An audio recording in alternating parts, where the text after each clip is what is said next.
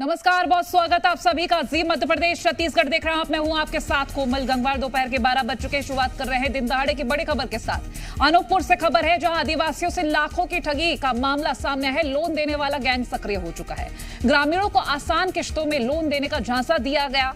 Finance company का खुद को रिप्रेजेंटेटिव बताते थे ये ठग। ग्रामीणों ने पुलिस में शिकायत भी दर्ज कराई। कोतमा थाना क्षेत्र का पूरा मामला बताया जा रहा है। तो ग्रामीणों को यहां ठगने का मामला सामने आया है। ग्रामीणों को लोन देने का झांसा दिया, आसान किश्तों में लोन का झांसा दिया और फिर ठगी की। कोतमा थाना क्षेत्र का पूरा मामला है।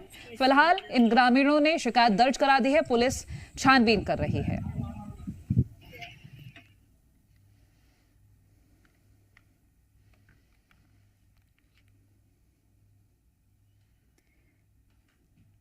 खबर साझा कर रहे हैं आपसे अनूपपुर से, जहां ग्रामीणों से ठगी का मामला सामने है। आदिवासियों से लाखों की ठगी का मामला।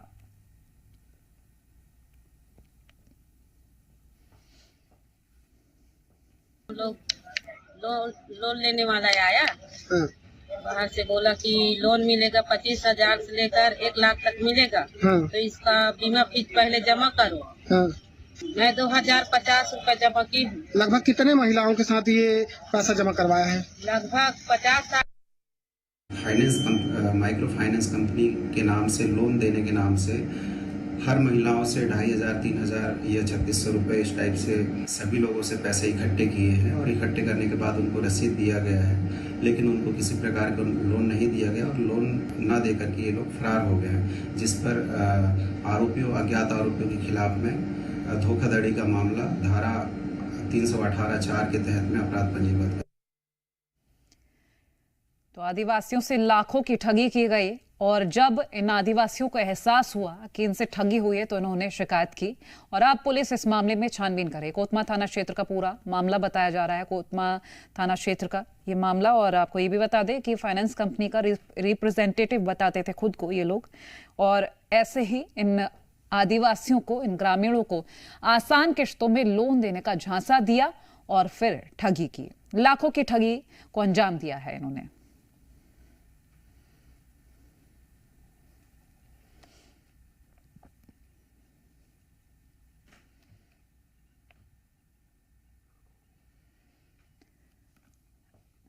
तो ये खबर आपसे साझा कर रहे हैं अनूपपुर से। कोतमा थाना क्षेत्र का पूरा मामला है और इस मामले में फिलहाल पुलिस छानबीन कर रही है।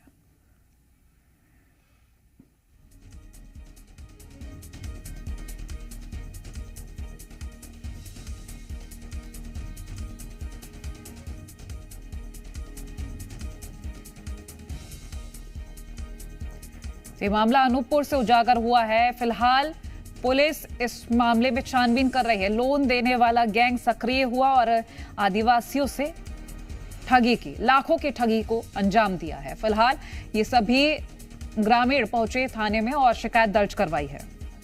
अभय पाठक हमारे साथ जुड़ गए अधिक जानकारी के लिए। अभय, इस ठगी के मामले से जुड़ी पूरी जानकारी दीजिएगा। कितने लोगों का गिरोह बताया जा रहा है इसमें?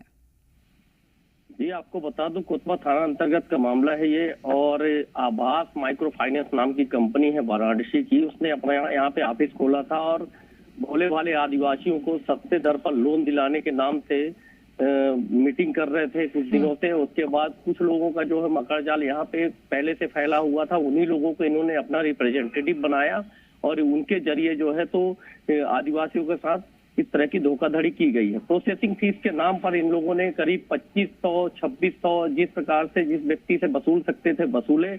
और उसके बाद ये लोग ऑफिस में बुलाए और बोले लोन आपको सस्ते दर पर उपलब्ध कराया जाएगा। बेचारे जो जरूरतमंद गरीब आदिवासी लोग थे, भोले वाले, इनके मकर जाल में फंस गए और शिकार हो गए। बहुत शुक्रिया ये जानकारी हमसे साझा करने के लिए। और चलिए अब खबरों में आगे बढ़ेंगे। तो नीमच से खबर है, केंद्रीय नारकोटिक्स ब्यूरो की बड़ी कार्रवाई सामने आई है। आपको बता दें, नारकोटिक्स ब्यूरो की टीम मंदसौर में कार्रवाई के लिए पहुंची थी। टैंकर से 241.950 किलोग्राम अवैध डोडा चूरा जब्त हुआ है। मंदसौर के पिपलिया मंडी टोल नाका पर यह कार्रवाई की गई। एनसीबी की टीम को खुफिया जानकारी मिली थी।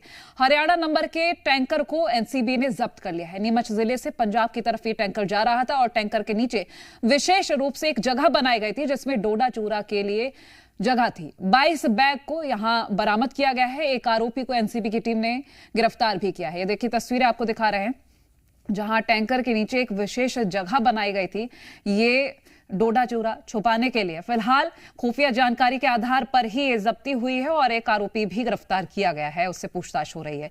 तो टैंकर से करीब 241 किलो अवैध डोडा चूरा बरामद किया गया है। एनसीबी का ये बड़ा एक्शन सामने आ रहा है।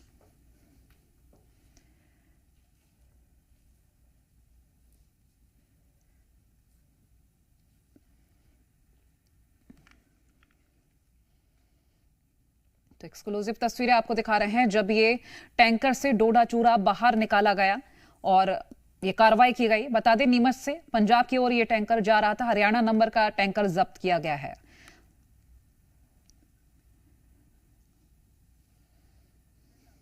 प्रीतेश शारदा हमारे साथ जुड़ गए अधिक जानकारी के लिए।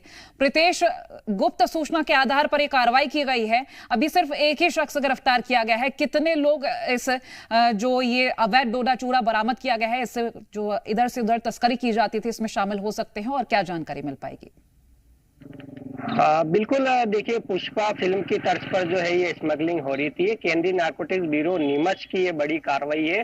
केंद्रीय नारकोटिक्स की टीम को जो है सूचना मिली थी एक नीमच की तरफ से पंजाब की तरफ जो है एक टैंकर जा रहा है। केंद्रीय नारकोटिक्स ने जो है नीमच मंदसौर में घेराबंदी करते हुए पिपलिया बंडी टोल नाके के समीप से जो है इस टैंकर को पकड़ा और वहां पर छानबीन करने पर कुछ भी नहीं मिला।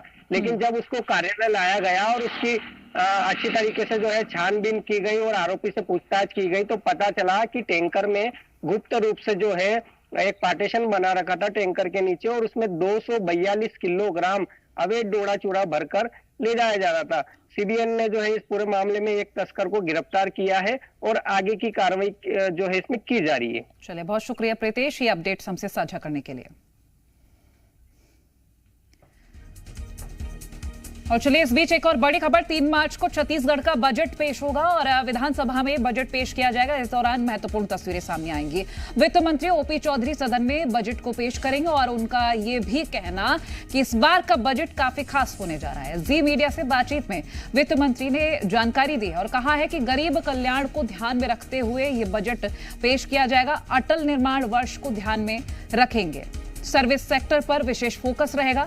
बड़े विजन का बजट होने जा रहा है। तो बड़े विजन का ये बजट होने जा रहा है। 3 मार्च को छत्तीसगढ़ का बजट पेश होगा।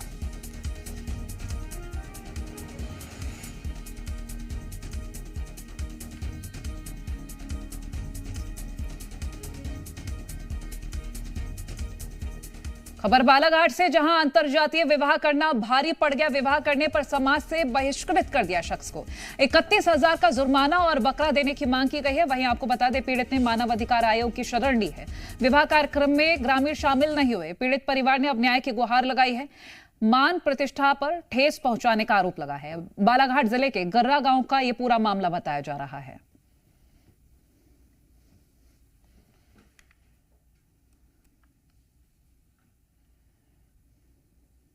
मेसराम परिवार से अंतर जाति से शादी किया हूँ, तो मेरे गांव में गर्रा में मेरे समाज के लोग मेरे को अपने समाज से बहिष्कार कर रहे हैं। क्या कह रहे हैं आप? जैसे अभी दूसरे कास्ट से शादी की हो तो तुम इस समाज में मतलब 31,000 रुपये का दंड दोगे, एक बकरा खिलाओगे, तभी इस समाज में सम्मिलित होंगे, तभी हम तुम्हारे घर की शादी में आएंगे।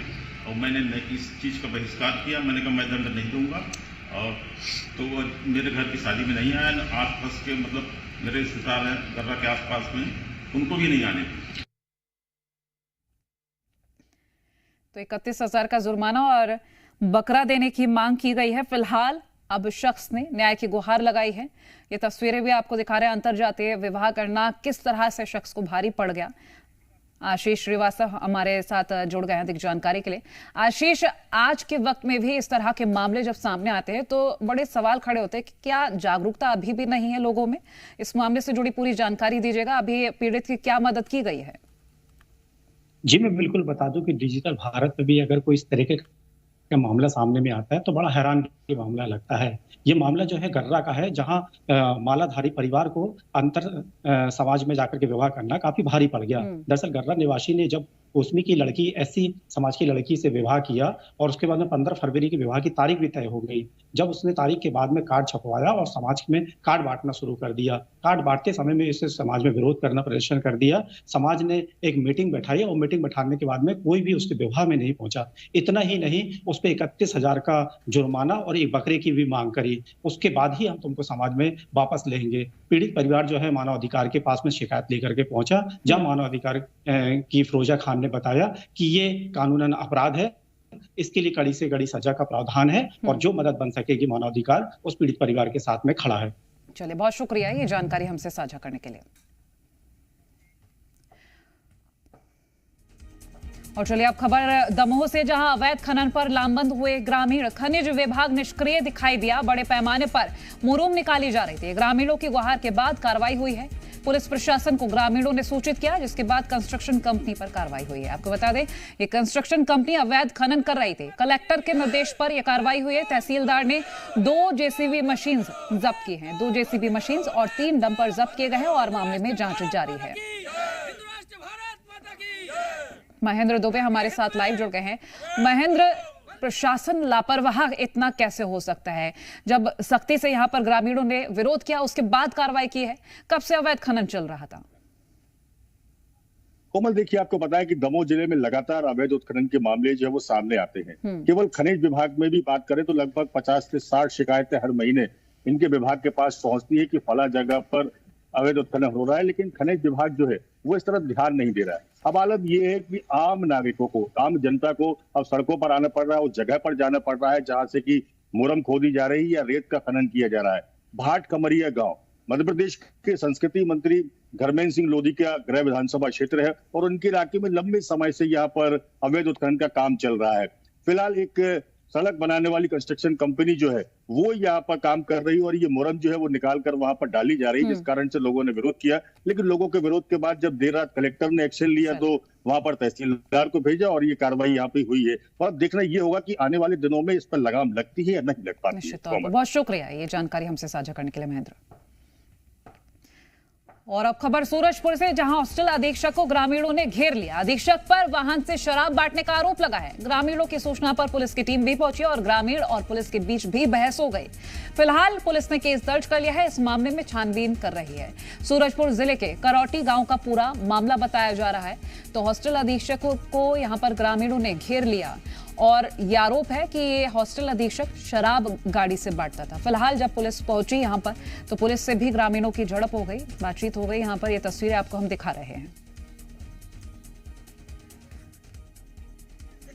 ओपी तिवारी लाइव जुड़ गए अधिक जानकारी के लिए। ओपी, इस मामले की अपडेट दीजिएगा। हॉस्टल अधीक्षक पर यह आरोप है कि गाड़ी से शराब बांटता था, ये पूरा मामला जरा बताइएगा। जी कोमल, बिल्कुल।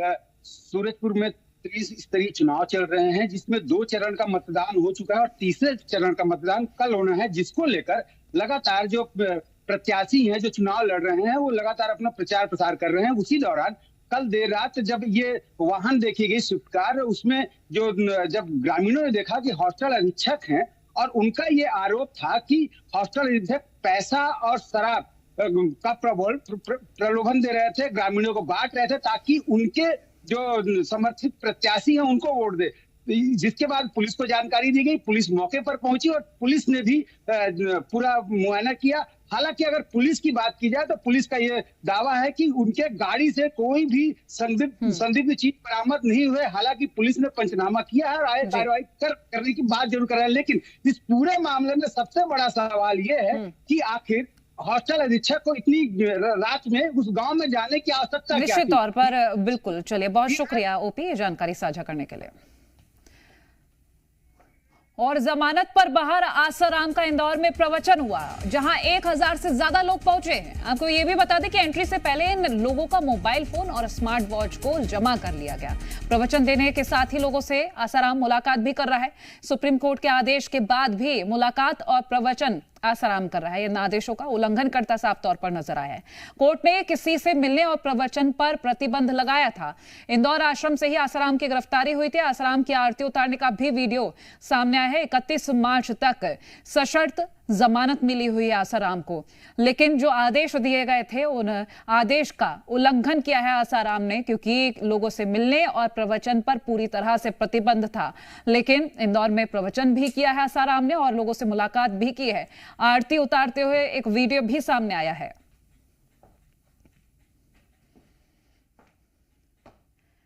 तो करीब 1000 से ज्यादा लोग आश्रम पहुंचे थे प्रवचन में शामिल होने के लिए। एक खबर आपसे हम साझा कर रहे हैं।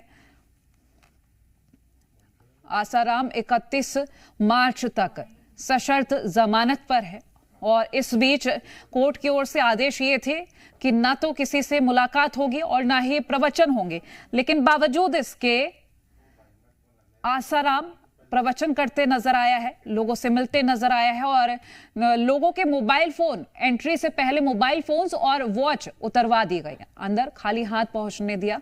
और वहीं आपको ये भी बता दी कि आरती उतारते हुए एक वीडियो भी सामने आया है आसाराम का। तो इंदौर से ही इसी आश्रम से गिरफ्तारी हुई थी और यहीं फिर से प्रवचन करने के लिए पहुंचा था।